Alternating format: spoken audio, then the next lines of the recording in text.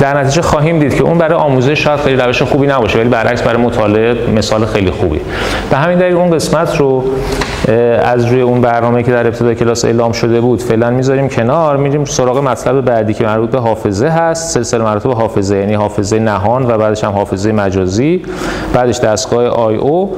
بعداً برمیگردیم راجع به پردازنده میپس دوباره صحبت خواهیم کرد. تا اون موقع هم دیگه تمرین 3 و 4 تون هم انجام شده و فکر می‌کنم دیگه دید خوبی دارید برای اینکه اون پردازنده رو با دقت بیشتری مطالعه کنید. خب پس از این جلسه به بعد برمیگردیم به کتاب هنسی و پترسون و فصل 5 هست که مطالعه می‌کنیم. کتاب کامپیوتر ارگانیزیشن اند دیزاین، فصل 5. خب بحث سلسله مراتب حافظه روشنه. با توجه به اینکه این مطالب هم قاعدتاً توی درس ساختار زبان احتمالاً مطالعه کردیم، من یه مقدار سریعتر صحبت میکنم. به هر حال هر جا سوالی هست بپرسید که همونجا به سوالا جواب میدیم. خود به خود سرعت اگر لازم هست کم میشه. در غیر این صورت من فرض رو برای میذارم که اصولاً مطالب رو میدونید، سریع ازش رد میشه. خب سریعترین حافظه که داریم اسرم هست. از لحاظ سرعت اگه بخوایم مقایسه بکنیم، عدد و ارقامی که میشه گزارش کرد در حد نیم نانوثانیه، یعنی سرعت بسیار بالایی داره. در مقابل قیمت بسیار بالایی هم خواهد داشت. بعد از اون حافظه دیرم یا داینامیک رندوم اکسس مموری هست. رم که مخفف رندوم اکسس مموری دیگه میدونید. از لحاظ سرعت اگر نگاه بکنیم به نسبت قبلی حدود 100 برابر کندتر هست. قیمتش هم بسیار کمتر هست در مقابل. پس در واقع مزیتش این است که میتونید حجم بسیار بیشتری رو داشته باشید ازش با همون هزینه‌ای که پرداخت میکنید به نسبت اسرم. در عوض چیزی که از دست میدید این است که سرعت کمتری داره. باز یه لول بیایم از این دور بشیم، حافظه های مگنتیک، در واقع مگنتیک دیسک رو داریم. یعنی دیسک رو هم اگر اینو حافظه تلقی بکنه، خب واقعا حافظه هم هست دیگه، داره اطلاعات رو ذخیره میکنه. از لحاظ تأخیر در حد میلی ثانیه است، در حالی که حافظه قبلی در حد نانوثانیه بودن. پس در حد 1 میلیون بار ضعیف‌تر هست و قیمتش هم در عوض بسیار کمتره. البته نسبت قیمت به نسبت سرعت اگر نگاه بکنید با هم دیگه یکسان نیستن نسبتشون. پس اون چیزی که واقعا ما می‌خوایم توی سلسله مراتب حافظه این هست که اکسس تایم اسرم رو داشته باشیم. چرا؟ چون پردازندمون اصولا با همین فرکانس‌ها داره کار میکنه. اسرم سریع‌ترین حافظه‌ای است که میتونیم داشته باشیم. پس می‌خوایم اصولا حافظه سیستم حافظه‌ای داشته باشیم که اکسس تایمش در حد اسرم باشه ولی حجمش و قیمتش در حد مگنتیک دیسک باشه. به این دلیل ناچار هستیم که سلسله مراتب حافظه طراحی بکنیم. حالا برای اینکه سلسله مراتب حافظه طراحی بکنیم باید یه سری ویژگی داشته باشیم و الا به درد نمیخوره. نمیدونیم چطوری طراحیش بکنیم، چه حجمی از هر کدوم استفاده بکنیم. نکته کلیدی که به ما کمک میکنه که سلسله مراتب طراحی بکنیم اصل محلی بودن دسترسی ها هست. اصل محلی بودن این رو میگه که ما اگر به یک داده ای الان دسترسی پیدا میکنیم به احتمال قوی در آینده نزدیک هم دوباره به همون داده دسترسی پیدا خواهیم کرد. مثلا کتابخونه رو در نظر بگیرید. یک کتابخونه مرکزی دانشگاه داریم. اگر ما بخوایم از اون کتابخونه استفاده بکنیم، یه راه این است که هر لحظه لازم داشتیم بریم کتابخونه، کتاب برداریم بیاریم استفاده کنیم، دوباره بریم بذاریم سر جاش. ولی خب خیلی وقتا اون کتابی که ما میخوایم استفاده کنیم الان میخوایم، نیم ساعت دیگه هم میخوایم، یه ساعت دیگه هم میخوایم. پس خوبه که برداریم بیاریمش اینجا، بذاریمش جلوی دستمون روی میزمون و ازش استفاده کنیم. کش ایدهش همین هست. وقتی میگیم محلی بودن دسترسی ها از لحاظ زمانی یعنی همین. از لحاظ مکانی هم باز مشابه همین موضوع هست، منتها از دید مکانی محلی بودن رو مطرح میکنه. یعنی اینکه اگر الان ما به یک حافظه دسترسی پیدا کردیم به احتمال قوی به حافظه های دور و برش هم دسترسی پیدا خواهیم کرد. باز یه دلیلش میتونه این باشه که برنامه هایی که ما می‌نویسیم اگه نگاه بکنید بیشتر به صورت سیکوئنشال دیگه، برنامه خطوطی هست که یکی پس از دیگری اجرا میشن. پس اگر به این خط دسترسی پیدا کردیم، یعنی از حافظه اینستراکشن این رو خوندیم، اینستراکشن های بعدیش رو هم به زودی نیاز خواهیم داشت. همینطور در مورد آرایه ها این موضوع دیده میشه. آرایه ها به صورت خونه های پشت سر همه هستن که تو حافظه قرار گرفتن. معمولا دسترسی ما به آرایه به صورت پشت سر هم هست. پس یه خونه رو اگر دسترسی پیدا کردیم احتمالاً خونه بعدی یا خونه های دور و برش رو هم هم به زودی دسترسی پیدا خواهیم کرد. پس خوب است که همه اینها رو باز بیاریم دم دستمون بذاریم، یعنی باز با همون مثال کتابخونه‌مون برگردیم. یعنی اگه من رفتم اونجا کتاب معماری کامپیوتر برداشتم از کتابخونه آوردم اینجا دارم مطالعه میکنم، احتمالاً چند تا کتاب معماری کامپیوتر دیگه هم ممکنه بخوام مطالعه بکنم. پس خوبه که اونجا میرم مثلا 3-4 تا کتاب معماری کامپیوتر بردارم بیارم بذارم اینجا. هیچ وقت این کار نمی‌کنیم نه. خب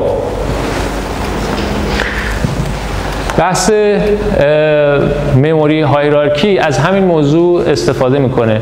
ما در واقع در نهایت اون حافظه‌ای که داریم حافظه دیسکمون هست که ماندگار هم هست دیگه، برقم بره دیتامون رو نگهداری میکنه. پس همه چیز رو روی دیسک نگهداری میکنیم و هر چیزی که لازم داشتیم سعی میکنیم بیاریم تو حافظه های سریعتر. حافظه دیسک حافظه بزرگ و کم سرعت هست.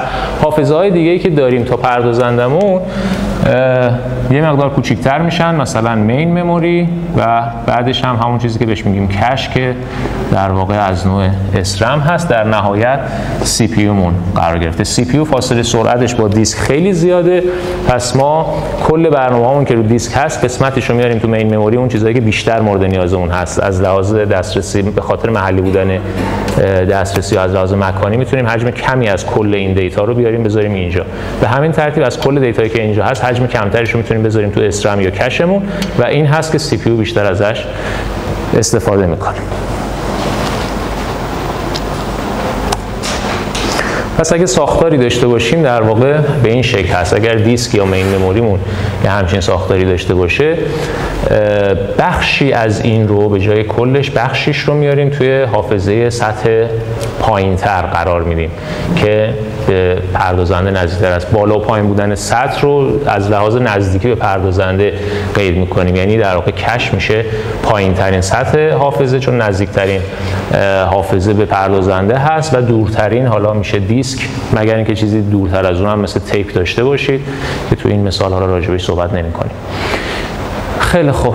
و نکته دیگری که هست این است که دسترسی های ما به هم دیسک، هم مین مموری، هم کش اصولاً بر اساس یا با واحد بلوک یا بلاک و نام دیگرش لاین هست انجام میشه. یعنی ما وقتی میخوایم یه داده رو بیاریم استفاده بکنیم، یک کش بلاک یا یک کش لاین رو تمامش رو با هم دیگه از حافظه اصلی میاریم میبریم توی کش میذاریم. یه بایت خالی رو باشه این کار رو نمی کنیم، به صورت بلوک بندی شده این کار رو انجام میدیم. پس اسمش هست کش بلاک یا کش لاین. حالا وقتی که داره پردازندمون دسترسی پیدا میکنه به این حافظه نهان، اگر که دیتای مورد نظرش بلافاصله اینجا پیدا شد، میگیم چه اتفاقی افتاده؟ هیت رخ داده. و اگر پیدا نشد میگیم فقدان یا میس رخ داده. در حالتی که هیت رخ بده بلافاصله پردازنده میتونه داده یا اینستراکشن مورد نظرش رو برداره بره کارش رو انجام بده. اما در حالتی که میس باشه اینجا پیدا نکرده داده رو، پس ناچاره بره از سطح بعدی حافظه این رو برداره. به عبارت دیگه حالا ناچاره یه هزینه زیادی بده برای اینکه بره دسترسی پیدا کنه به سطح بالاتر حافظه. پس مفهوم هیت و میس رو باهاش آشنایی داریم. حالا یه نسبت تعریف میکنیم به اسم هیت ریشیو که خیلی تعیین کننده است، یعنی تعیین کننده کارایی کشمون هست. تعداد هیت ها تقسیم بر تعداد کل دسترسی هامون رو بهش میگیم هیت ریشیو. یعنی میگیم ما 100 بار دسترسی پیدا کردیم به حافظه، از این 100 بار 95 بارش تونستیم دیتای مورد نظرمون رو توی کش پیدا کنیم. پس 95 تقسیم بر 100 یعنی 95% هیت ریشیو داریم. این نشون میده که ما 95% مواقع موفق بودیم در دسترسی به حافظمون و دیتامون رو تونستیم توی کش پیدا بکنیم. خب کنار همین میشه میس ریشیو رو هم تعریف کرد دیگه. تعداد میس هایی که رخ میده تقسیم بر تعداد کل اکسس ها که طبیعتاً میشه یک منهای هیت ریشیو دیگه، چون ما اکسسمون یا هیت میشه یا میس، چیزی حالت سومی که نمیتونیم داشته باشیم. پس میس ریشیو و هیت ریشیو. و بحث دیگه هم میس پنالتی هست.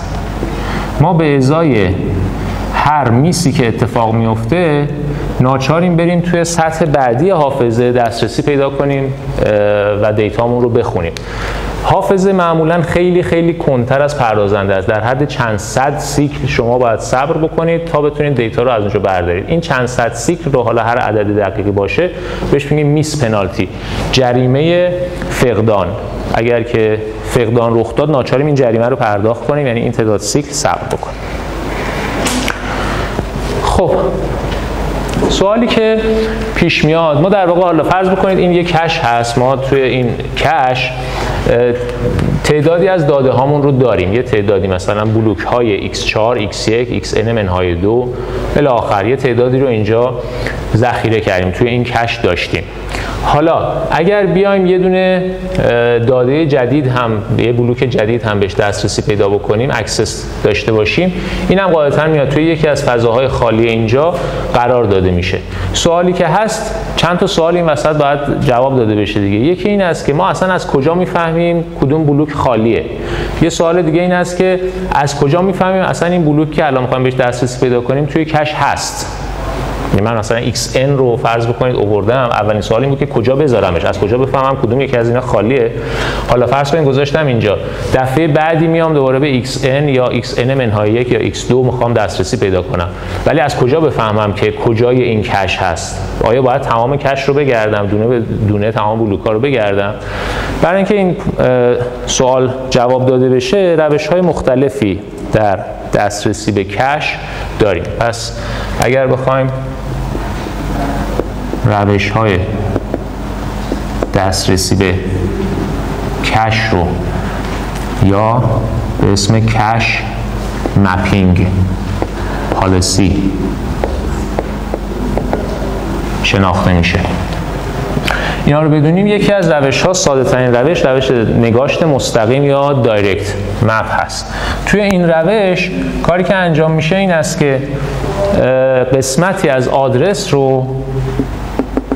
آدرس حافظه رو استفاده میکنند برای اینکه خونه کش مشخص بشه. یعنی چی؟ این در واقع اگه شما کل حافظه رو به این شکل در نظر بگیرید و فرض بکنید به اندازه این یکی کش داشته باشین، عملاً این اتفاق داره میفته که به اندازه این کش حافظه رو تیکه تیکه میکنید. از هر آدرسی شروع بکنید میرید تا انتها. خب این یه تیکه مپ میشه به اینجا، این یه تیکه هم مپ میشه به همینجا. پس طبیعتاً اولین خونه اینجا و اولین خونه اینجا هر دوتاشون مپ میشن به اولین خونه‌ای که توی کش دارید. به همین ترتیب برای تمام بلوک‌های دیگه هم این اتفاق میفته. این رو بهش میگیم مپینگ یا نگاشت مستقیم.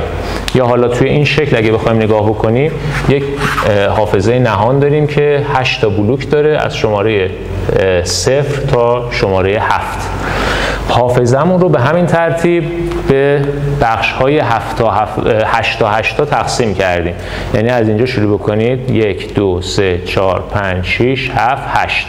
خب این یه تیکه سمت چپ یک قسمت هست مشابه همون چیزی که من اون بالا کشیده بودم. دوباره از اینجا شروع بکنید تا اینجا 8 تا بعدی هست، از اینجا تا اینجا 8 تا بعدی.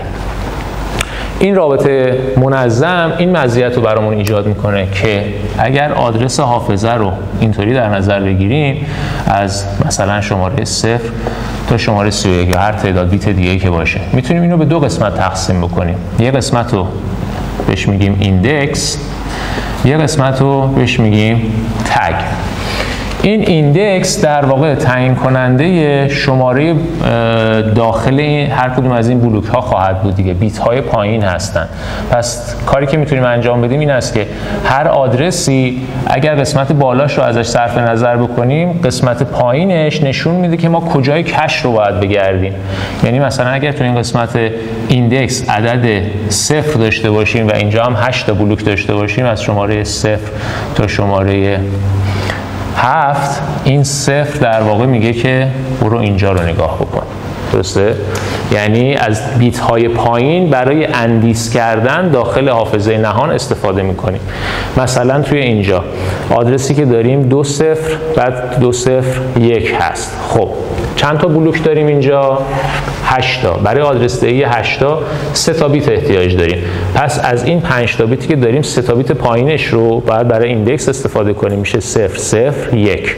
پس این 001 مپ میشه به خونه شماره 001 داخل کش.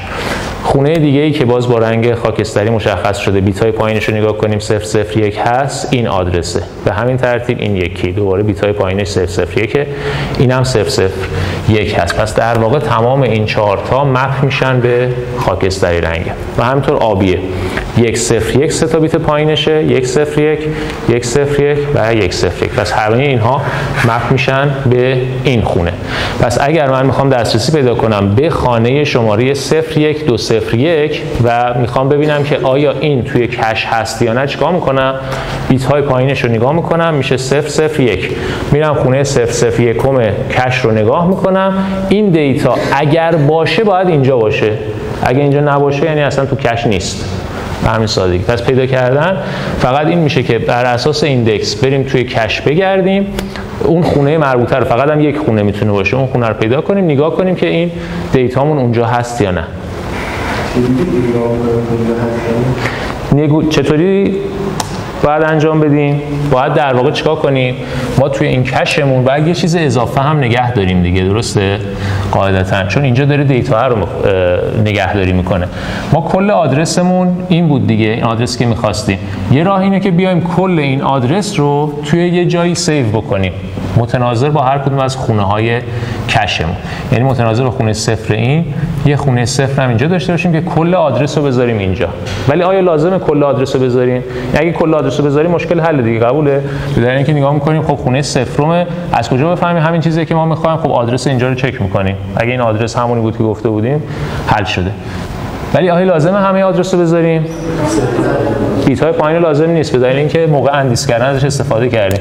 پس فقط کافی است به جای این کار بیایم بیت های بالا، یعنی همون چیزی که بهش میگیم تگ رو اینجا بگذاریم. به همین دلیل به این میگیم تگ اری، آرایه تگ، به این میگن دیتا اری، آرایه دیتا. تگ بیت های بالای آدرسن. شما 32 بیت آدرس دارین، حالا شاید من شکل رو بد کشیدم، اینجا تعداد بیت ها خیلی بیشتر میشه، مثلا 31 بیت های بالای آدرسن. 32 بیت آدرس دارین، 3 بیت پایینش رو برای اندیس کردن داخل کش استفاده کردین. چند بیت باقی مونه از 32 تا؟ 29 تا. 29 تا بعدی میاد توی این قسمت تگ قرار میگیره. تگ میشه قسمت بالا، اینطوری تگ بگیم قسمت بالای آدرس. واسه اینکه گاهی اوقات آدم قاطی میکنه که ایندکس مثلا این بالا بود یا اون پایین بود، همیشه بگید تگ و ایندکس، نوشتنش همیشه تگ و ایندکس دیگه. در نتیجه قسمت بالای آدرس میشه تگ، قسمت پایین میشه ایندکس، که هیچ وقت اشتباه نکنید. خب منتها این چیزی که گفتم فقط نگهداری تگ کافی نیست دیگه. چرا؟ چون ممکنه این تگی که اینجا نوشتیم مربوط به کار قبلیمون باشه، یعنی نمیدونیم ولید هست یا نه. پس یه بیت دیگه هم در واقع کنار این بعد بگذاریم که بیت ولید تلقی بشه. یعنی هر بار که دیتای تگی که اینجا می نویسیم اگر معتبر باشه، معنی دار باشه، اینجا باید 1 شده باشه. پس ولید بودن هم مهم هست و باید چک بشه. اینا جزء بیت های استیتوس یا وضعیت یک کش لاین هست. حداقل چیزی که لازم هست ولید بیت. خواهیم دید بیت های دیگه هم مورد نیاز هست. همه اینا رو با هم دیگه به صورت کنار تگ قرار میدن و بهش میگن استیتوس بیت، بیت های وضعیت. اول حداقل زمانش، اول که شما کش رو تازه پردازنده رو روشن میکنید، این ولیده.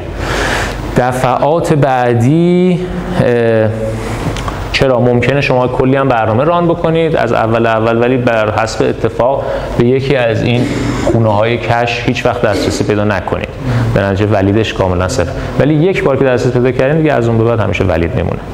اگه مثلا یه چیزی رو توی کش برای ران کردنش بدیم خب چه کسی میتونه تغییر بده؟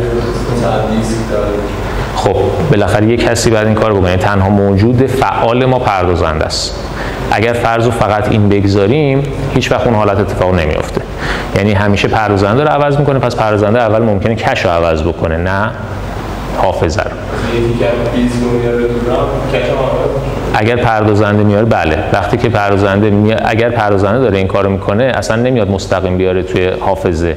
وقتی داره کپیش میکنه تو حافظه اول تو کش مینویسه و اگر که کش پر شد خود به خود میره تو حافظه.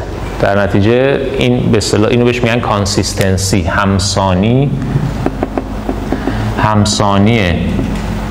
حافظه نهان کش و حافظه اصلی توسط پردازنده حفظ میشه. منتها حالتی که گفتیم باز میتونه اتفاق بیفته، به شرطی که یعنی در چه حالتی؟ در حالتی که یک موجود دیگری باشد که بیاد از دیسک بخونه چیزی رو بیاره تو حافظه. یه همچین حالتی هم داریم. مثلا شما با DMA نمیدونم تو ساختار زبان صحبت راجع به DMA شده، دایرکت مموری اکسس، بله، یا آی او پروسسور داشته باشید، یعنی یه دستگاه خارجی بیاد. هر دوی اینها رو اگه در نظر بگیرید، حالا کار نداریم مکانیزمش چیه، معنیش چیه، هر دو اینها یعنی موجودات دیگری بیان از یه جای یه چیزی بخونن، یا از رو دیسک یا از خارج پردازنده و چیزی بیارن تو حافظه. این میتونه اتفاق بیفته. در این حالت دیگه در واقع اون وقتی شما مادربرد رو دارین طراحی میکنید، مادربردتون اون قسمتی که میخواد DMA انجام بده یا آیو پروسسور داره کار میکنه، باید وضعیت کش رو هم در نظر بگیره. یعنی در اون صورت وقتی چیزی رو میاره تو حافظه باید به کش بگه که اگر این دیتا رو داری این ولیدش کن. در اون حالت هم هست که بیت ولید میتونه صفر بشه. یه مثال دیگه از این که میپرسید کجا ممکنه ولید صفر بشه، در اثر یه اتفاق خارجی ممکنه این اتفاق بیفته. تا اینجا ما همش صحبتمون راجع به این بود که فقط CPU هست که موجود فعاله، در نتیجه اگر اینطوری باشه اتفاق نمیافته.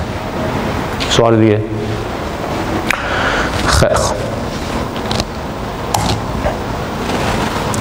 البته حالتهای دیگه ای هم هست، باز اگر چند پردازنده داشته باشیم، حالا یه کمی شبیه آیو پروسسور هست، ما الان اصلا نمیخوایم وارد اون بشیم. چند پردازنده هم میتونه شرایط شبیه این ایجاد بکنه. این کار رو بهش میگن، یعنی به زمانی که حافظه عوض میشه یا یه چیزی عوض میشه و شما ناچاری توی کش هم چیزی رو عوض بکنید، یعنی ولید بودنش رو عوض بکنید، میگن اینولیدیت کردن یک کش لاین. این یه اتفاق معمول هست تو چند پردازنده ها، مالتی پروسسور ها.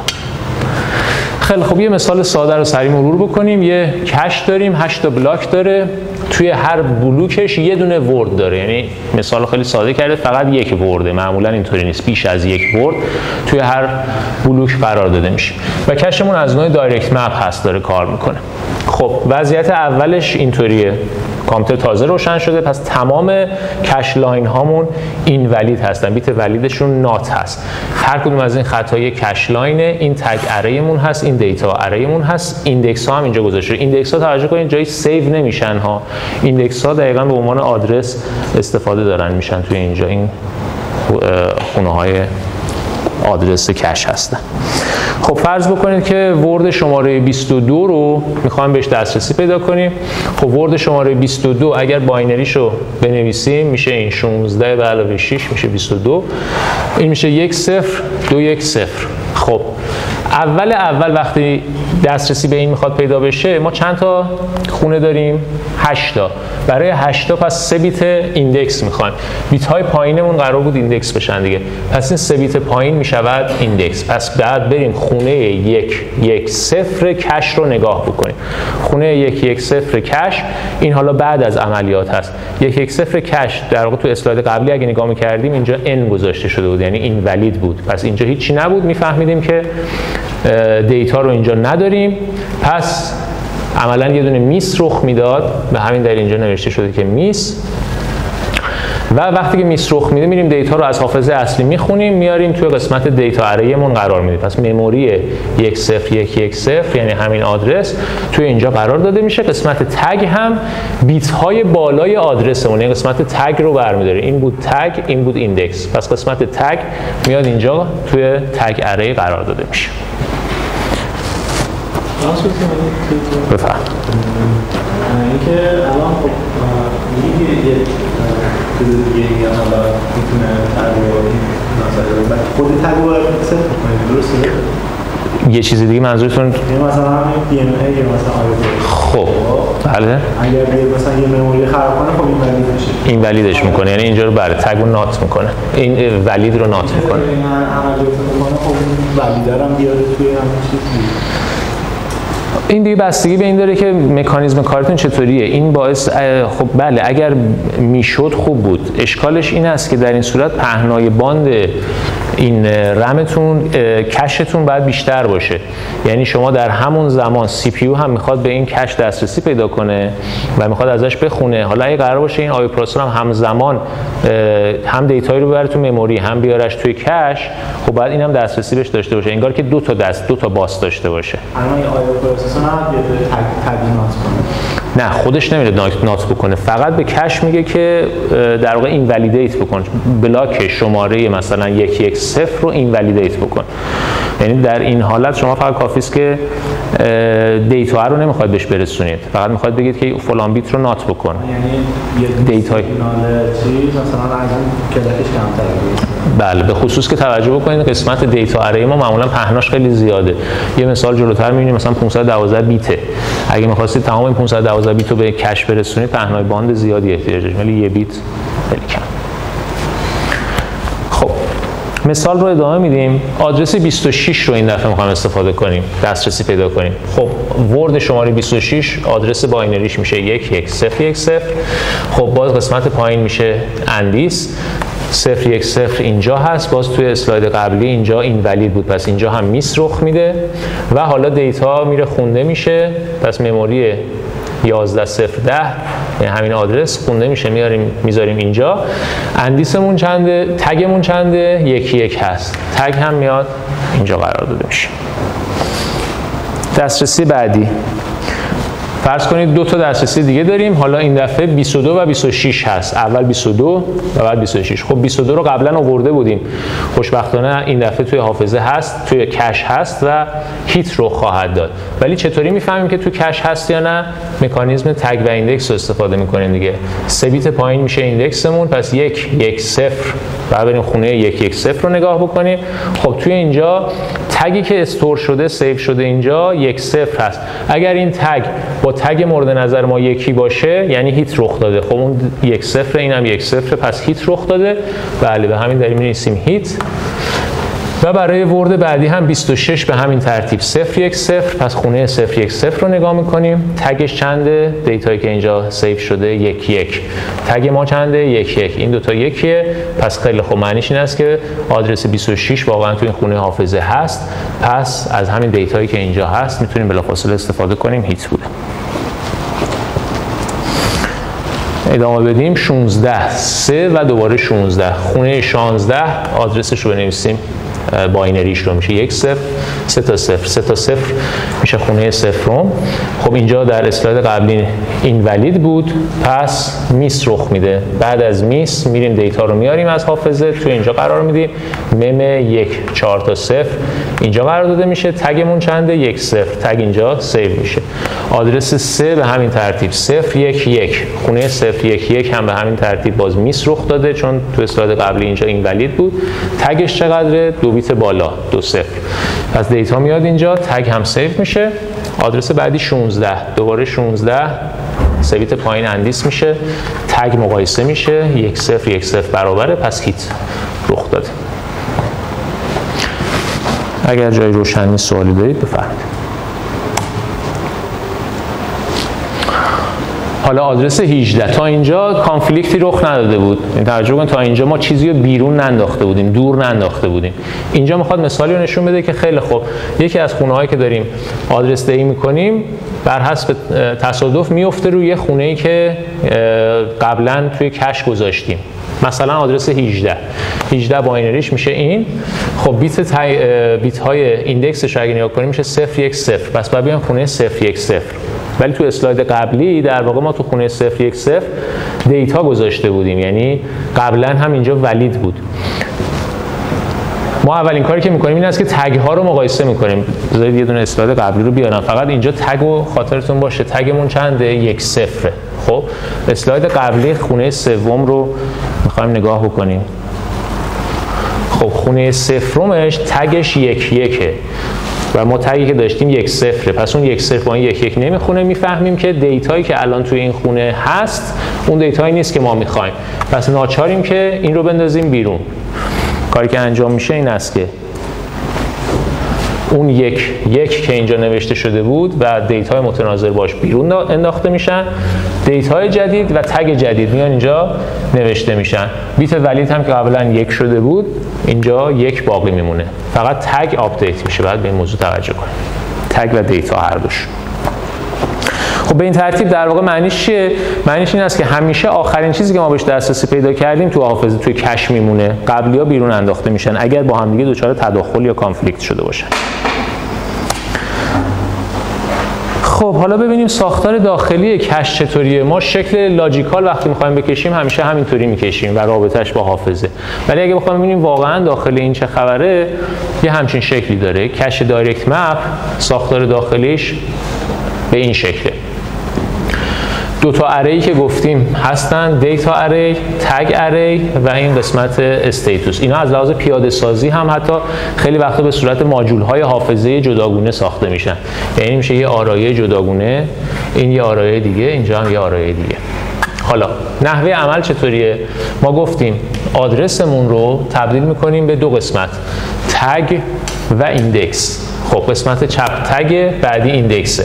منتها با توجه به اینکه گفتیم هر بلوکمون، هر کش لاینمون میتونه بیش از 1 ورد داشته باشه، یه تعداد بیت همون پایین برای مشخص کردن اینکه کدوم ورد ممکنه مورد نیازمون باشه کنار میذاریم. مثلا اگر هر بلوکمون 4 تا ورد داشته باشه، 2 بیت اینجا باید کنار بذاریم که بتونه 4 تا حالت رو نشون بده. پس این هم در واقع داره اضافه میشه به قسمت ایندکسمون. یعنی ایندکس ما با یه چیزی که اینجا معمولا بهش میگن آفست، اسمای مختلف میگن، آفست میگن، ورد نامبر میگن، بله از اینجور اسما، یا اینجا بایت آفست حالا گذاشته، این بهش اضافه میشه. خب اینجا فرض رو بر این گذاشته که 4 تا بایت به ازای هر بلوک داره، پس 2 بیت رو برای این میگذاره. برای قسمت ایندکسش 10 بیت فرض کرده، 10 بیت پس در مجموع 2 به توان 10 حالت رو ایجاد میکنن. پس 1024 تا سطر باید داشته باشه، یعنی 1024 تا لاین، 1024 تا بلاک. اینا از این 10 بیت برای اندیس کردن توی یکی از اینها استفاده میشه. بقیه هر چی باقی میمونه میشه تگ. 10 بیت اینجا داشتیم، 2 بیت اینجا، پس رو هم دیگه 12 بیته. کلش 32 بیت بود، 32 منهای 12 میشه 20. 20 بیت برای تگ باقی میمونه. پس این قسمت تگ اری ما باید 20 بیت داشته باشه. دیتا اریمون باید چند بیت داشته باشه؟ بر اساس این تعیین میشه. 4 تا بایت باید داشته باشیم، هر بایت هم 8 بیت، 4 8 تا 32 تا، پس 32 بیت پهنای قسمت دیتامون میشه. خب این از لحاظ پهنا و تعداد خونه هایی که اینجا داریم. ولید بیت هم که فقط 1 بیته. تگ شد 20 تا، دیتا 32 تا، 1 بیت هم اینجا. حالا نحوه عمل چطوریه؟ ما همیشه، یعنی پردازنده در واقع آدرس رو تولید میکنه. آدرس 32 بیت بوده، این آدرس 32 بیتی رو در اختیار کش قرار میده. کش این 32 بیت رو دریافت کرده، چیکار میکنه؟ از 10 بیت اندیسش استفاده میکنه تا یه خط رو، یک لاین رو مشخص بکنه. توی اون لاین میاد قسمت تگش رو برمیداره، تگی که اینجا استور شده با تگی که از آدرس مورد نظر اومده بوده مقایسه میکنه. این یه مقایسه کننده است. اگر این دوتا برابر بودند و اون بیت مربوط به ولیدش هم 1 بود، یعنی این ولید اگر این ولید باشه که خب معنی نداره این مقایسه. پس اگر ولید بود و این دوتا با هم دیگه برابر بودن، یعنی هیت رخ داده دیگه، پس یه بیت اینجا تولید میشه که این همون بیت هیت هست. پس به این ترتیب میفهمیم که هیت رخ داده یا نه. اگر هیت رخ داده بود، دیتایی که اینجا داریم قابل استفاده است، ولید هست. پس این دیتا که 32 بیت باشه در اختیار پردازنده قرار میگیره. اگر هم رخ نداد، اگر هم این هیت رخ نداد که معنیش این است که پردازنده دیتا رو پیدا نکرده، باید بره از حافظه اصلی برداره. بله. آفست گفتم شما هر بلوکی که دارین، خب یعنی هر کدوم از این تیکه که اینجا هاشور زدم لزوما یک ورد نیست، این میتونه چند تا ورد باشه. این یک بلاک یا کش لاین بود دیگه، میتونه مثلا تو این مثال 4 تا بایت، تو این مثال دقیقاً ورد هم نگم 4 تا بایت باشه. خب در نتیجه برای اینکه بگید که کدوم یکی از این 4 تا بایت رو میخواد، 2 تا بیت میخواد دیگه، اون 2 تا بیت اونجاست. سوال؟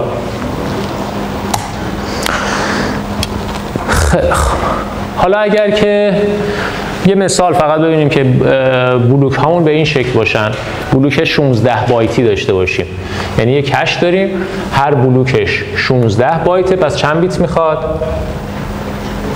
4 بیت میخواد دیگه. 4 بیت برای قسمت آفستش میخواد، 64 تا هم بلاک داره، پس چند تا بیت برای قسمت ایندکسش میخواد؟ 64 میشه 2 به توان 6، پس 6 بیت اینجا میخواد، 6 بیت قسمت ایندکسش هست.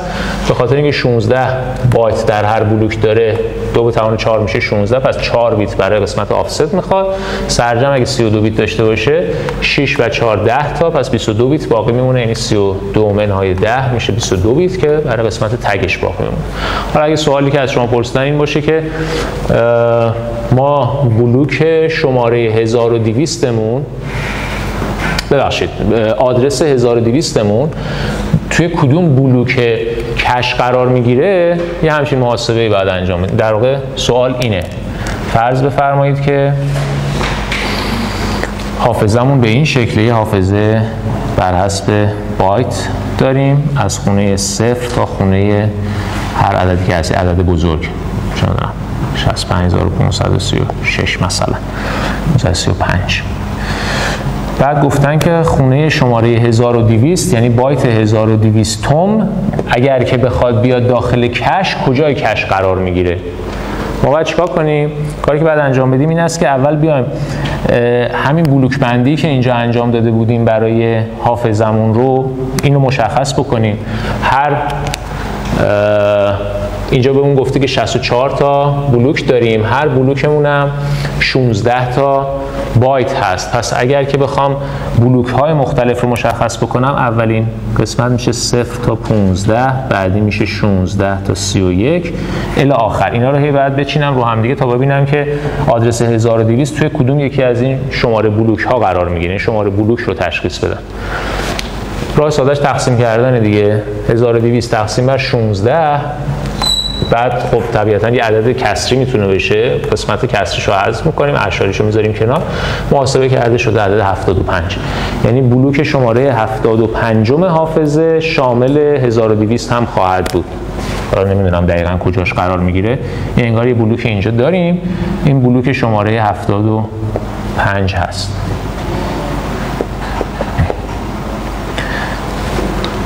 بلوک شماره 75 حافظه اصلی. خب این بلوک شماره 75 حافظه اصلی کجای کش قرار میگیره؟ چون کشمون میتونه 64 تا بلوک داشته باشه، یعنی از این پایین اگر میخواستیم شروع کنیم این شماره 1 میشد، شماره 2 الی آخر تا 64 تاش رو، اگر اینجا شماره 64 باشه تا 64 تاش با هم دیگه میشد یکی از این تیکه هایی که من قبلا اینجا کشیدم، یعنی یه تیکه که معادل با یه دونه سایز کش هست.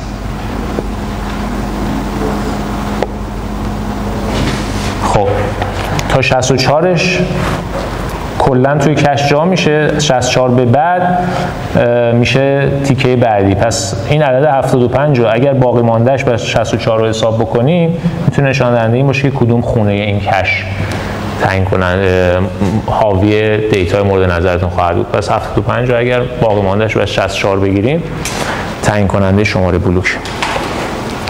روشنه؟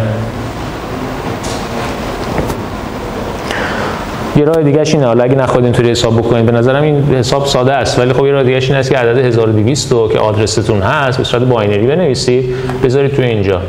1200 رو وقتی به صورت باینری بنویسید، اون قسمت ایندکسش تعیین کننده شماره بلوک مورد نیازتون خواهد بود. این 11 به صورت باینری در نهایت توی اینجا باید ظاهر بشه.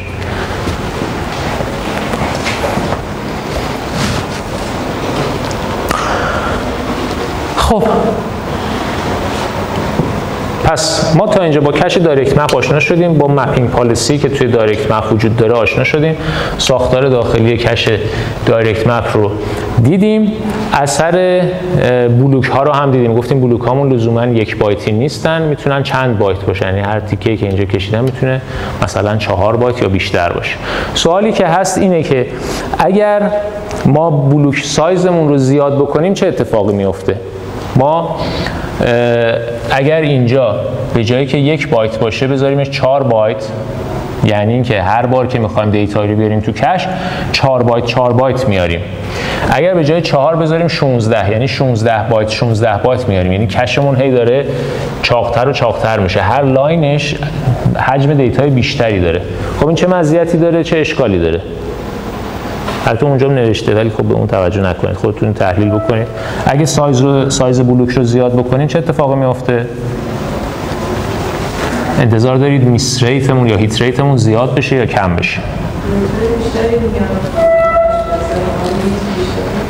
خب دیتای بیشتری رو هر دفعه داریم میاریم توی کش. معنیش این است که مشابه اون مثالی که گفتم، مثلا کتاب رفتیم کتابخونه، به جایی که 1 کتاب برداریم حالا 4 تا کتاب برداشتیم آوردیم، پس احتمال اینکه 4 تا کتاب کنار هم برداشتیم آوردیم، پس احتمال اینکه کتاب مورد نظرمون توش باشه بالا میره، پس قاعدتاً باید هیت ریت بره بالا. درسته؟ خب ولی چه اتفاق بدی میفته حالا؟ یعنی فرض کنید که در حالتی بعد مقایسه رو انجام بدید که حجم کل کشتون ثابت باشه. یعنی اگر که اینو دارید پهنش میکنید، چون حجم کل رو میخواید ثابت نگه دارید، وقتی اینو پهن کنید ناچارید قدش هم کوتاه کنید دیگه، میشه پهن و قد کوتاه که حجم کل ثابت بمونه. حالا چه اتفاقی میفته؟ زود پر میشه؟ نه، زود پر شدن یعنی چی؟ یکیشون که این ورید بشه بعد این ورید درسته، یک گام دیگه به جلو ببرید مطلب رو رسیدیم. مسئله این است که با هم دیگه زیادتر کانفلیکت پیدا میکنن دیگه. ما اینجا نکته‌ای که داشتیم بود که اینجا صفر، مثلا از شماره 0 تا 7 رو داشتیم، یعنی 8 تا خونه داشتیم. حالا اگه سایز اینو 2 برابر بکنید ناچارید تعداد بیت‌ها رو کمتر بکنید، مثلا 4 تا. درسته؟ در نتیجه بعضی چیزهایی که قبلا با هم دیگه کانفلیکت پیدا نمی‌کردن حالا کانفلیکت پیدا میکنن. درسته؟ چون تعداد خونه‌ها کم شده دیگه. به عبارت دیگه شکل رو میتونیم اینطوری نگاه کنیم که این شکل در اون حالت، یعنی ما اگر سایز رو نصف بکنیم و اینجا در نتیجه به جای این وضعیت قبلی شماره 0 داشته باشه تا شماره 3، یعنی فقط همین یه تیکه رو داشته باشه، حالا این بلوک هایی که داریم به این شکل میشن. یعنی اون خطوطی که قبلا هاشور میزدم، اونایی که با هم دیگه دچار کانفلیکتن 2 برابر میشن. توی هر بلوک قبلی یه دونه بلوک جدید کانفلیکت داراش با هم دیگه اضافه میشن. خب نتیجه این است که کانفلیکت ها زیاد میشن، در نتیجه هیت ریت کم میشه یا میس ریت زیاد میشه، با هم دیگه تداخل پیدا میکنن دیگه. پس بلوک رو زیاد بکنیم، از یه طرف هیت ریت قرار بهتر بشه چون دیتای بیشتری آوردیم تو کش، از یه طرف هیت ریت قرار کمتر بشه، در اینکه با هم دیگه کانفلیکت پیدا میکنن. نتیجه نهایی واقعا بستگی داره به اینکه چه شرایطی دارید و چه برنامه‌ای دارید اجرا میکنید. پس لزوما نکتهش اینه، لزوما با زیاد کردن سایز بلوک ما به جواب بهتری نمیرسیم. بستگی داره که چقدر هیت ریتمون بهتر میشه، چقدر هیت ریتمون خراب میشه، هر کدوم به یه دلیل. خیلی خب، پس بلوک های بزرگتر داشته باشیم تعداد کمتری از اونا داریم، در نتیجه رقابت بیشتری داریم، در نتیجه میس ریتمون میره بالا. یه ایراد دیگه هم که داریم این است که لارجر بلاک وقتی داشته باشیم پولوشن یا آلودگی اونم زیاده. معنیش چیه؟ یعنی اینکه ما چون دیتاهای بیشتری آوردیم اینجا لزوما به همش احتیاج نداریم که احتمالاً قسمتیش رو مورد نیازمون نیست، در نتیجه بیخودی آوردیمش، آلودگی ایجاد کردیم، کشمون رو پر کردیم ولی ازش استفاده نمی‌کنیم. بسیار. پس به این ترتیب میس پنالتی که اضافه میشه ممکن است که نتیجه رو خرابتر هم بکنه.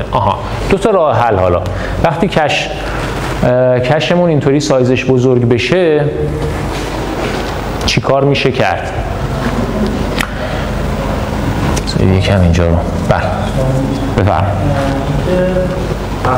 قرار میخواد یه مموری تعمیر بده. بله. بعدش اینو هم موقعی که روی کش تغییر میده هم موقعی برای توی مموری سیو میکنه، یعنی که کلا تغییراتش کلا میده بعدش که می‌خواست این دیتا رو از کش بیرون بکنه اون تغییرات رو بیاره موقع اعمال. خب مسئله رایت رو در واقع دارید میگه، جلوتر راجع بهش صحبت خواهیم کرد. رایت روش‌های مختلف داره، باز رایت پالیسی‌های مختلف داریم، سیاست‌های مختلف برای نوشتن داریم. تو اونجا اگه سوالتون بود اونجا دوباره تکرار کنیم. خب من راجع به بلاک سایز داشتم صحبت می‌کردم. اینو الان فرض کنید که یه دونه کش هست و هر کدوم از اینها یکی از کش لاینامون هست دیگه. پس این یه دونه کش لاین یا کش بلاکمونه. خب نکته این است که وقتی تعداد بایت هایی که ما توی یک کش لاین داریم زیاد میشه، معنیش اینه که هر بار که میس رخ میده باید کل این بلاک از حافظه خونده بشه بیاریمش اینجا تا بعدش تازه به سی پی یو بتونیم اجازه بدیم که به کارش ادامه بده. در نتیجه اگر سی پی یو به بایتی احتیاج داشته باشه که مثلا اینجا باشه، سی پی یو که به همه اینا در آن واحد احتیاج نداره، به بایتی که این وسط احتیاج داره، ولی اومدیم مپ کردیم نگاه کردیم این اون چیزی که ما می‌خوایم تو اینجا نیست، پس کل این رو باید بریم بیاریم. یه راه این است که بیایم بگیم خب کشمون باید بره تمام اینو از حافظه بیاره، اینو پر بکنه، بعد تازه به سی پی یو اجازه بدیم کارش رو ادامه بده. این میشه روش عادی. اما یه روش بهتر میتونه این باشه که خب خوندن از حافظه اصلی هم بایت به بایت دیگه، پس بایت اول که اومد میره اینجا، بایت دوم که اومد میره اینجا، بایت سوم که اومد رفت اینجا، بایتی که سی پی یو میخواست آماده شده، پس به سی پی یو خبر بدیم و بهش بگیم که خیلی خب این بایتت برو تو کارتو ادامه بده، منم از حافظه برمیدارم به کارم ادامه میدم تا اینو پر بکنم. به این کار میگن early restart. کشی که همچین کاری بکنه میگن early restart داره، میتونه زود کار سی پی یو رو شروع دوباره به جریان بندازه. پس به محض اینکه دیتای مورد نظرش پیدا شد، سی پی یو رو خبردار میکنه، بهش میگه برو کارتو انجام بده. پس early restart از اینجا شروع میکنه به پر کردن، اینجا سی پی یو رو خبردار میکنه، بعدش هم کارش رو ادامه میده تا بقیه‌اش پرش. یه روش بهتر وجود داره که میگه اصلا چرا من این کار بکنم، از این اول شروع بکنم. من اصلا از همین بایت شروع میکنم، به مموری میگم این بایت رو اول به من بده چون اینو الان لازم دارم، سی پی یو معطله. پس همینو اول میگیرم، بلافاصله هم سی پی یو رو خبردار میکنم، بعد میرم بقیه رو ادامه میدم، بعدش هم برمیگردم این رو ادامه میدم، پر میکنم. به این میگن critical word first. وردی که بحرانی هست، مورد نیاز هست، تو اول از همه بیار، بعدش برو به کارت ادامه بده. دو تا روش شرطش وجود داره، هر دو پیاده سازی شده. البته خب مزایا و معایب خاص خودشونو باز دارن دیگه. اون روش اول بیشتر به درد اینستراکشن کش میخوره، چون همونطوری گفتیم ما دسترسیامون تو اینستراکشن در مورد اینستراکشن‌ها معمولا ترتیبیه، یکی پس از دیگری مورد نیازمونه. در نتیجه میس ما معمولا اگر اولیش اینجا بود، همین اولیه به درد اون میخوره. پس اون ارلی ریستارت بلافاصله اولین ورد رو میگیره، بلافاصله هم سی پی یو رو خبردار میکنه. ولی روش دوم بیشتر تو دیتا کش به درد میخوره، چون دسترسی تو دیتا کش معمولا یه حالت رندوم داره. سوالی نیست؟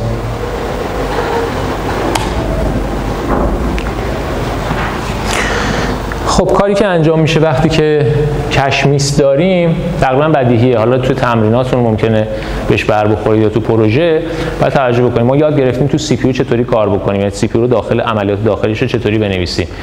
اینها نشون میدن که وقتی که میس داشته و یعنی کش هم بخوایم اضافه کنیم به سی پی یومون باید چیکار بکنیم. اگر که کش هیت رخ داد که هیچ اتفاق خاصی نمیافته، در نتیجه کار خاصی هم لازم نیست داخل سی پی یو انجام بدید. اما اگر کش میس بود، سی پی یو در واقع باید متوقف بشه. حالا با اینکه پایپلاین چی هست و چرا استال شدن یعنی چی، معنیش اینه که متوقف باید بشه سی پی یو باید متوقف بشه، چون گفتیم یه اینستراکشن رو از حافظه بردار ولی توی کش اون اینستراکشن پیدا نشده، پس سی پی یو نمیتونه به کار خودش ادامه بده. اون تی 0 تی 1 تی 2 که تو کامپیوتر پای داشتیم به خاطر بیارید، نمیتونیم بریم به تی 2 به خاطر اینکه تو تی 1 که می‌خواستیم دیتا اینستراکشنمون رو بخونیم، این اینستراکشن آماده نیست، پس سی پی یو متوقف بشه، یعنی اون سیکونس کانترمون باید دیسیبل بشه، فعلا اینکریمنت نشه. خب بعد از اینکه بعدش بریم اون بلاک مورد نظرمون رو از لول بعدی سلسله مراتب حافظه، یعنی از حافظه اصلی بخونیم بیاریم توی کش، و بعدش حالا ببینیم چیکار کنیم. حالا این میس، حالا مثالی که من زدم راجع به اینستراکشن کش بود.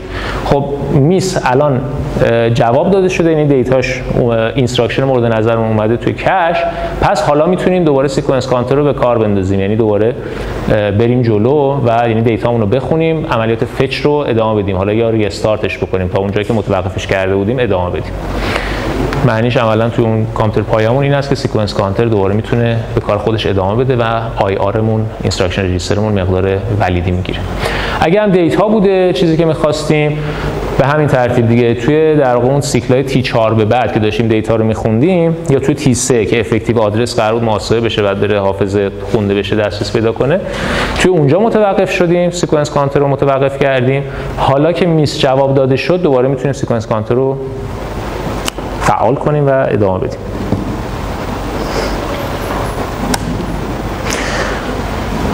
خب بریم سراغ بحث بعدی که سوالی هم پرسیده شد راجبش، راجب رایت کردن و رایت پالیسی، سیاست‌های نوشتن. خب ما وقتی میخوایم توی حافظه نهان بنویسیم، تو حافظه اصولا بنویسیم، این ساختار همیشه همینطوریه. سی پی یو اصلا مستقیم با مین مموری در ارتباط نیست، در نتیجه موقع نوشتن باید اول تو کش بنویسه. وقتی که میخواد تو کش بنویسه، حالا این سوال پیش میاد که خب سی پی یو داره دیتا رو محاسبه میکنه، میاد تو کش مینویسه، در حالی که قبلا اون دیتا از مموری آورده شده بود. حالا چه اتفاقی بیفته؟ وقتی تو کش نوشت بیاد مموری رو هم آپدیت بکنه یا نکنه. در واقع هر دو این روش ها وجود داره، بسته به اینکه کدوم یکی رو استفاده بکنید یه سری مزایا و معایب داره. دو تا روش، یکیش هست بهش میگن رایت ترو، بذار با رایت ترو شروع کنم. یکی دیگر بهش میگن رایت بک. رایت ترو چیه؟ میگه که سی پی یو هر وقت که تو کش نوشت عیناً توی مموری هم مینویسه. مزیتش چیه؟ مزیتش این است که کانسیستنسی، همسانی بین داده های کش و داده های مین مموری حفظ میشه.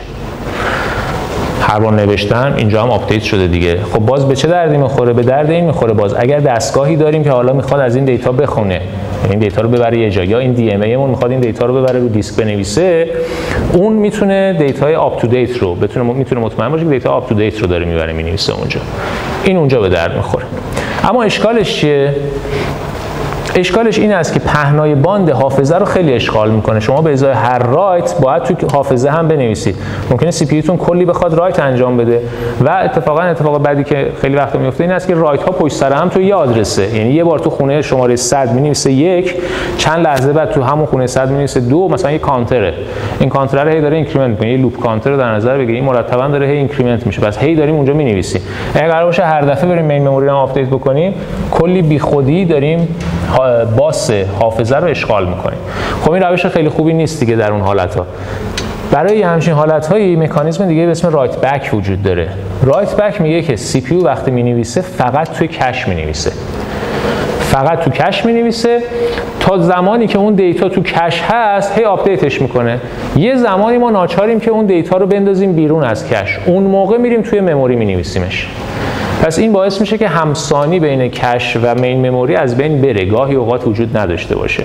اما در عوض مزیتش این است که توی مثلا همون مثال لوپ کانتر تمام مواردی که داریم اون آیمون مثلا لوپ کانترمون رو اینکریمنت میکنیم به حافظه دسترسی نداریم و فقط به کش دسترسی پیدا میکنیم. فقط وقتی اون آی رو خواستیم بندازیم بیرون از کش هست که میریم توی مین مموری آپدیت میکنیم. سوالی نیست؟ بله.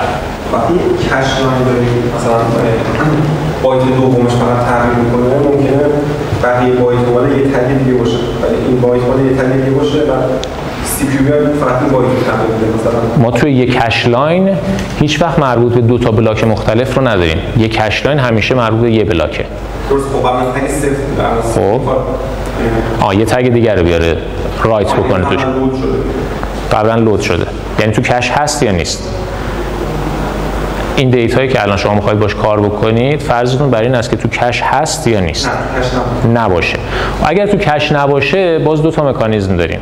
دو تا چیز دیگه هنوز راجبش الان صحبت نکردیم. یکی حالتی است که میگیم بیاریمش تو کش یا اینکه نیاریمش تو کش. خب ما الان فعلا فرض رو بر این گذاشتیم تو این دو حالت که دیتامون تو کش هست. اگه دیتامون تو کش هست یکی از این دو تا حالت رو داریم.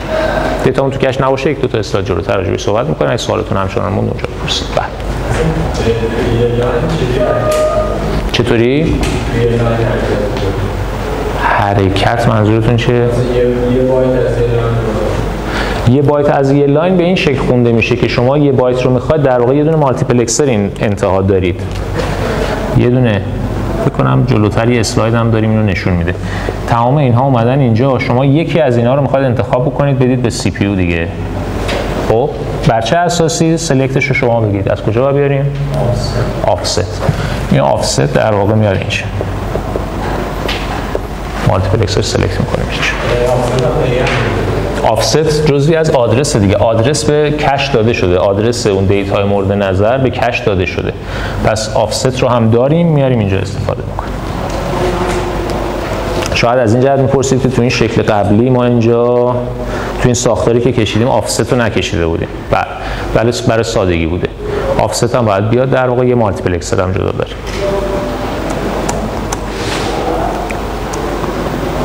خب یه مثال فرض بکنید که یه کامپیوتر داریم و CPIش یکه. CPI اگه خاطرتون باشه کلاک پر اینستراکشن بود، تعداد کلاک هایی که برای اجرای هر دستور به طور متوسط صرف می شود. CPIش وقتی یکه یعنی که به ازای هر دستور یک کلاک صرف میکنه. شرایط ایدئال البته بیس CPI وقتی میگن یعنی شرایط ایدئال یعنی که کشمون انگار یک کش ایدئال داشته باشیم، همه چیز درست باشه، همه دیتا ها و همه اینستراکشن هامون توی کش پیدا باشن. در این حالت CPI مون یک. حالا فرض بفرمایید که 10% اینستراکشن هایی که داریم اجرا میکنیم استور باشن و عملیات، خب استور یعنی عملیات رایت دیگه، و هر عملیات رایت هم 100 سیکل طول بکشه. گفتیم تفاوت سرعت بین پردازنده و مین مموری واقعا اینقدر زیاده که 100 سیکل شما برای یه دونه رایت کردن باید هزینه بکنید. حالا میخوایم ببینیم که CPI مون چقدر عوض میشه. خب یه CPI پایه داریم که این یک هست که اینو در حالت ایدئال فرض کردیم، پس این حتما باید باشه. 10% مواقع یعنی 10% دستورات هم قراره یه رایت انجام بدن و به ازای هر رایت هم 100 سیکل، پس 10% ضرب در 100 سیکل باید به یک اضافه بشه. 10% یعنی 1 دهم دیگه. 1 دهم ضرب در 100 خودش میشه 10 به علاوه 1 میشه 11. پس CPI مون از یک دفعه شد 11. می‌بینید که تاثیر خیلی زیادی میتونه داشته باشه. 11 برابر کامپیوترمون کندتر شد فقط به خاطر عملیات رایتی که داشتیم. چطوری میشه حلش کرد؟ رایت بافر میتونیم بذاریم. ما خیلی وقتا موقع نوشتن لزومی نداره CPU رو معطل کنیم. CPU اگه میخواد توی حافظه بنویسه لزومی نداره متوقف بشه تا این عملیات رایت انجام بشه. اگر ما اینجا در واقع مشابه میتونید در نظر بگیرید که اینجا یه واحدی اضافه شده به اسم رایت بافر. این رایت بافر اگر اینجا باشد میتونیم CPU مون میتونه بهش بگه که خب این دیتا رو ببر تو فلان آدرس بنویس. دیگه کاری هم نداره، خیالش راحته که این انجام میده. سر حرف گوش کنید. میره اینو انجام میده، مینویسه، خودش هم میره به کارش میرسه. پس معطل نمیشه. در نتیجه در واقع معنیش این است که این 100 سیکلی که ما می‌خواستیم معطل بکنیم برای اینکه عملیات رایت انجام بشه میشه یه سیکل. پس معطلش نمیشه. رایت بافر اینجا بهمون کمک میکنه.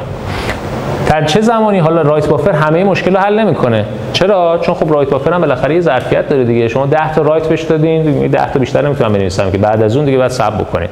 چنانچه ویت بکنید. پس فقط CPU زمانی معطل میشه که دیگه رایت بافر هم پر شده باشه و نتونه کار ادامه بده.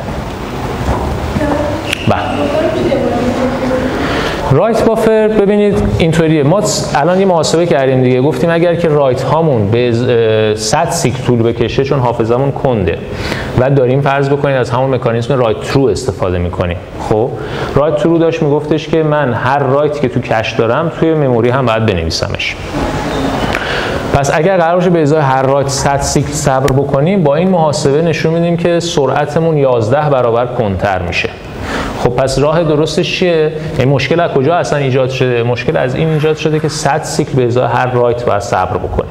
و اگه بتونیم این 100 سیکل رو به جای که CPU رو معطل بکنیم بندازیمش گردن یکی دیگه، یعنی یه نفری رو داشته باشیم بهش بگیم که برو عملیات رایت رو تو انجام بده. مشکلمون حل میشه دیگه. سی پی یو دیگه 100 سیک صبر نمیکنه، یه سیک صبر میکنه، دیتایی که میخواد نوشته بشه میده دست اون ایجنتش و اون میره واسش رایت رو انجام میده. اون ایجنت اسمش چیه؟ رایت بافر. یعنی یک واحدی هست، یه تیکه سخت افزاری هست که بهش میگید برو رایت تو حافظه رو انجام بده، اون میره انجام بده. ریدش چطوری با رایت بافرش سینک میشه که مثلا هر یه چیزی گذاشتین تو رایت بافر رو اینستراکشن بعد میخوایم از همونجا بکنیم و کاپی بشه؟ سوال خیلی خوبیه. اتفاقی که میفته، یعنی کاری که بعد انجام میده، یکم همین اتفاقاست که همه چیزو پیچیده، یواش یواش سی پی یو رو پیچیده‌تر می‌کنه. تا الان ما فرض کردیم که اول فرض کردیم اصلا کش نداریم، کش آوردیم دیگه، یه مقدار سخت‌تر شد. حالا موقع رایت کردن رایت بافر هم آوردیم. کاری که بعد انجام بشه این است که موقع خواندن شما اول همیشه میرید از رایت بافر چک می‌کنید. یعنی اگر سی پی یو می‌خواد دیتایی رو بخونه، چون آخرین اطلاعات نوشتن تو رایت بافر بوده، اول رایت بافر مشورت می‌کنه، میگه تو آخرین دیتایی داری از این یا نه. اگر داشت بهش جواب میده، اگر نداشت میاد تو کش، اگر اینجا هم نبود اون وقت میره تو حافظه اصلی. پس در واقع رایت بافر میشه یه لول جدید که باید اول ازش بپرسیم. البته واقعا اینطوری به ترتیب انجام نمیشه، موازی انجام میده. یعنی سی پی یو هم به رایت بافر میگه دیتا داری یا نه، هم همزمان به کش میگه. اگر رایت بافر جواب داد دیگه درخواستش از کش رو فراموش میکنه. و البته یه نکته هم هست، این به مکانیزم رایتمون هم بستگی داره. الان این جوابی که من به شما دادم با فرض این بود که توی کشمون اون دیتا رو نداشته باشیم. یعنی که رایت ترو داره میگه که من دیتا رو هم تو کش می‌نویسم هم تو مموری. خب اگه تو کش می‌نویسه تو مموری دیگه لازم نیست رایت بافر رو باش مشورت بکنه. به چه دلیلی؟ به دلیلی که تو کش نوشته، قبلا نوشته تو کش دیگه. اگه تو کش نوشته خب رایت بافر چیکار داره؟ رایت بافر داره میره تو حافظه بنویسه همون دیتا رو، ولی آخرین مقدارش تو کش هم هست دیگه. اما یه حالت میتونه پیش بیاد، حالا دیگه مطرح شد، دو تا مکانیزم رایت هم ما میتونیم داشته باشیم. یکی بهش میگن رایت الوکیت، یکی بهش میگن رایت اراوند. رایت الوکیت میگه که هر وقت من خواستم رایت انجام بدم و اون دیتام توی کش نبود، بیارش تو کش. خب در نتیجه از این بعد رایت ها توی کش هستن و حالا بسته به اینکه مکانیزم اون رایت ترو هست یا رایت بک، حافظه هم ممکنه آپدیت بشه یا نشود. رایت اراوند اما این کارو نمیکنه. یعنی میگه اگر که چیزی که می‌خواستید شما بنویسید توی کش نبود، من نمیارمش تو کش، فقط رایت ها رو از طریق رایت بک انجام میدم روی حافظه. و در این حالت اون چیزی که من گفتم اول بهتون، یعنی اول بر رایت بافر رو مشورت بکنید، یعنی حتما رایت بافر رو هم باید باش مشورت بکنید و کش رو هم همینطور. در غیر این صورت، یعنی اگر که همیشه مکانیزم رایت الوکیت داشته باشیم، تضمین شده هست که هر چیزی که دارید تو حافظه می‌نویسید یه کپیش هم تو کش هست، پس احتیاجی نیست که رایت بافر مورد مشورت قرار بگیره. از اول باید چک بشه که داده توی کش هست یا نه. بله، ولی خب اصولا اینطوری بالاخره شما مکانیزمتون رو میدونید دیگه، یکی از اینا رو انتخاب میکنید، یا رایت الوکیت داره سیستمتون کار میکنه یا رایت اراوند. اگه از نوع رایت اراوند هست، اون وقت باید رایت بافر حتما چک بشود. تو طراحی پردازنده‌تون باید با این کار رو انجام. اگه از مکانیزم رایت الوکیت استفاده میکنید، نه لازم نیست با این صحبت بکنید، همون کش کافیه.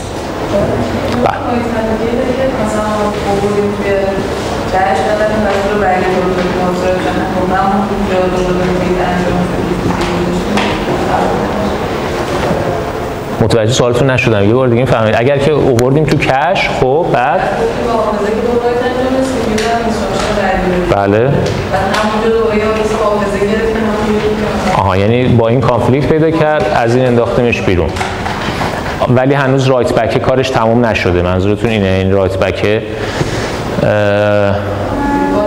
این حالت هم میتونه پیش بیاد، یعنی بالاخره رایت بک باید مورد مشورت قرار بگیره، حتی اگر تو مکانیزم رایت الوکیت باشیم.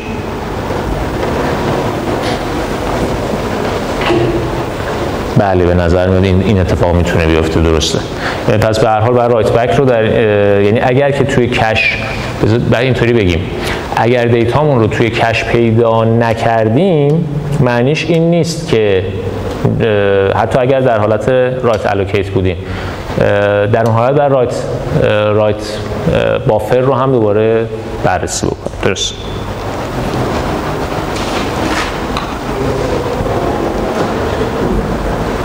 بله در واقع رایت بافر رو اصلا به عنوان بخشی از حافظه باید در نظر بگیریم. یعنی از دید سی پی یو رایت بافر و مین مموری باید یک جور تلقی بشه. اگر میخواد از مین مموری چیزی بپرسه حتما باید اول از رایت بافر بپرسه، چون ممکنه مین مموری هنوز آپ تو دیت نباشه، رایت بافر چیزی داشته باشه که بخواد آپدیتش بکنه. اساساً که هم اتفاقی که اگه مثلا یه چیزی کش داشته باشیم بعد مورد بشه میشه بود، چون اگه رایت بافر نزدیکتر به مموری نیست تا خب بعدش اگر بخوام من یه چیزی تو کش ست بکنم هر از مموری بیاد توی کش، بله وقتی تایم زیادتری میگیره تا اینکه رایت بافر بیاد. خب میشه حالت رو تصور کنید. شما فرض بکنید که رایت بافرتون پر آخر صفش شما این رایت رو نوشتین ولی رید میتونه سریع انجام بشه دیگه، میتونه حالتی پیش بیاد که اتفاق بیفته. سوال؟ رایت بافر هر زمانی که بذارید اینطوری بگم برای اینکه یک جمله بشه که هی ایف و الس نداشته باشه، هر زمانی که شما میخواید به حافظه اصلی دسترسی پیدا بکنید برای چیزی باید حتما رایت بافر رو هم چک بکنید. در نتیجه اگر که چیزی رو گشتیم توی کش پیدا نکردیم خب و ناچار شدیم بریم سراغ حافظه، قبل از اینکه خود حافظه رو بریم اول رایت بافر رو چک میکنیم. این در هر دو حالت فکر میکنم جواب میده دیگه. در حالتی که رایت الوکیت باشه دیتامون باشه اینجا که تو کش جواب داده میشه، دیتامون نباشه اینجا هم رایت بافر رو باش مشورت میکنیم. رایت اراند هم باشه باز دوباره رایت بافر. فکر میکنم اینطوری جواب کلی میشه. سوال دیگه؟ خب مکانیزم رایت بک هم که راجبش صحبت کردیم. خب فقط برای اینکه حالا مکانیزم رایت بک رو پیاده بکنیم عملا ناچاریم یه بیت دیگه هم اینجا اضافه کنیم. اون استیتوس بیت هایی که گفته بودم اینجا یه بیت هم باید بهش اضافه بشه، یه بیت که بهش میگن درتی. چرا؟ به خاطر اینکه تو مکانیزم رایت بک گفتیم اینطوری عمل میکنیم که سی پی یو فقط کش رو آپدیت میکنه موقع رایت کردن. پس وقتی که میخواد یک کش لاین رو بیرون بندازه، یعنی ببرش دوباره تو حافظه، یا ببرش تو حافظه که نه، میخواد کلا بندازش بیرون یه چیز دیگه جاش بگذاره، باید نگاه کنه ببینه آیا قبلا اینو آپدیت کرده یا نه. برای اینکه بفهمه که اینو آپدیت کرده یا نه یه بیت جدید اضافه احتیاج داره دیگه. این بیت رو بهش میگن بیت درتی، یعنی میگن که آیا این چیزی که اینجا هست کثیفش کردیم، روش نوشتیم، چک نویس شده، خراب شده یا نه. اگر شده در اون حالت موقع رایت بک کردن وقتی این کش لاین رو میخوایم بندازیم بیرون بعد ببریم تو حافظه بنویسیمش. اما اگر درتی بیت ست نشده باشه لزومی نداره، کافیه اینو بندازیم کنار، یک کش لاین دیگه بیاریم جاش بگذاریم.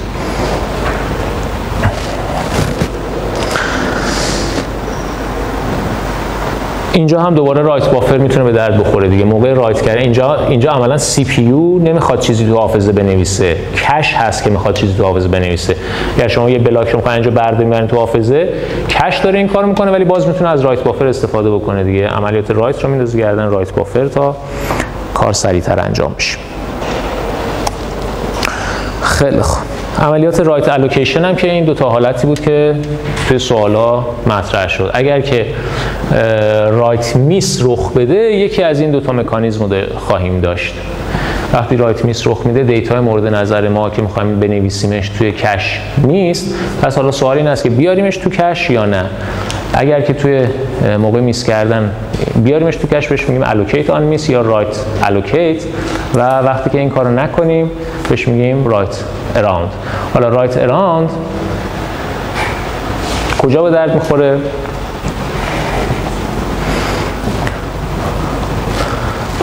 زمانی که تعداد زیادی اینیشیالایز کردن داشته باشیم.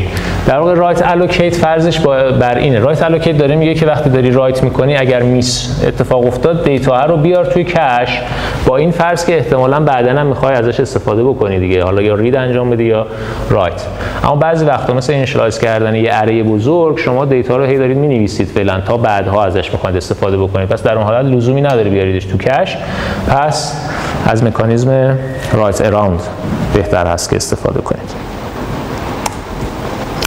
یه مثال رو نگاه بکنیم. یه پردازنده به اسم اینترینزیتی فستمت هست، یه پردازنده امبدد، از پردازنده اصلیش میپس، تغییراتی توش داده، خط لوله 12 طبقه و توی هر سیکلش هم با توجه به پایپلاین رو بعداً راجع بهش صحبت خواهیم کرد، یه مقدار موازات در واقع ایجاد میکنه.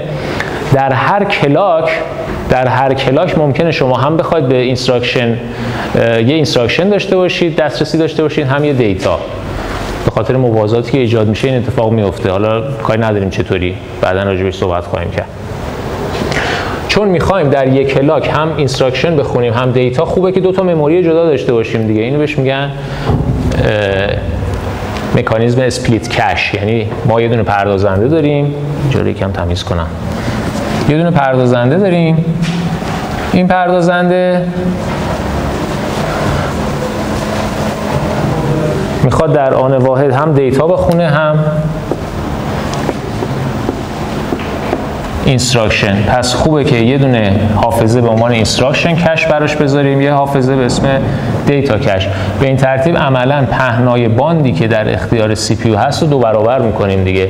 اگر به جایی که این دوتا رو بگذاریم فقط یه دونه بلوک میذاشتیم، یعنی یک کش داشتیم، عملاً این خطا یکی بود دیگه، پس پهنای باندمون کمتر بود.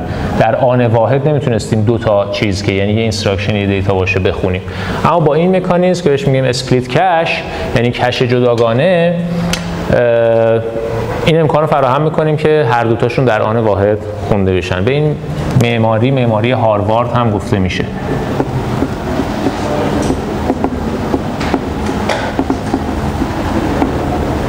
از اسم دانشگاه هاروارد برده شده که اولین بار اینو پیشنهاد داده بود. یعنی و زمانی که مموری اینستراکشن و مموری دیتاتون جدا باشه بهش میگیم معماری هاروارد. خب این همچون مکانیزمی داره. هر کدوم از این کش ها 16 که 256 تا بلاک دارن، هر کدوم از بلاک ها 16 تا ورد، پس 4 بیت برای اون بلاکش میخواد و 256 تا بلاک هم داره، پس 8 بیت برای ایندکسش مورد استفاده است. دیتا کشش از نوع رایت ترو یا رایت بک، یعنی در اختیار برنامه‌نویسه. برنامه‌نویس میتونه با عوض کردن یه بیت بگه که یه بیت کنترلی داخل خود پردازنده بگه که میخوام رایت ترو استفاده کنم یا رایت بک.